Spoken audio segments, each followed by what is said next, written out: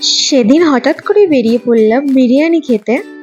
তো ইচ্ছে হলো একটু কর্তামশাইয়ের সাথে বেরিয়ে গিয়ে একটু বিরিয়ানি খেয়ে আসি। তো বেরিয়ে পড়লাম। সেজেগুজে তো আমি রেডি, কিন্তু কর্তামশাইয়ের এখনো পাত্তা নেই। সে কখন আসবে তার অপেক্ষায় তো বসেই আছি। তার কাজ ফাজ শেষই হচ্ছে না, আর আমারও সেই বিরিয়ানি খাওয়ার নেশা চলছে। আর তো বসে বসে জলই খেয়ে নিলাম, কখন সে আসবে, আসছে না। তো ঘড়ির কাঁটায় বেজে গেল তখন রাত 9টা। তো উনি আসছে না। ভাবলাম আজকে যাওয়া হবে তো, কিন্তু এসেই গেলাম আজকে বিরিয়ানির সেই দোকানে। তো বসে বসে এখানেও অপেক্ষাই করতে হচ্ছে। এমন না যে অপেক্ষা করছি, এত লেট করে এরা, কি বলবো।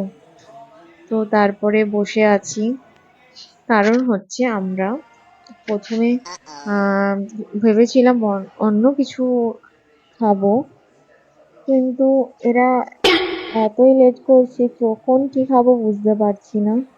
তো আমি মেনু কার্ডটা ওদের কাছে চেয়ে নিলাম। তো ওরা মেনু কার্ডটা আমার হাতে দিয়ে গেল। এখন আমি মেনু কার্ডটা দেখে নিচ্ছি কি খাবো না খাবো। আমি তো বিরিয়ানি খাবো, কিন্তু কর্তামশাইয়ের অন্য কিছু খেতে ইচ্ছা করছে। তো প্রথমে আমরা ললিপপ অর্ডার করেছিলাম, ললিপপটা ভালোই ছিল, গ্রেভি গ্রেভি ছিল, আমার ভালোই লাগছিল, কিন্তু কর্তামশাইয়ের ভালো লাগেনি। তো বিরিয়ানি নিয়ে নিলাম, আর কর্তামশাই লাচা পরোটা আর একটু চিকেন কষা নিয়ে নিল।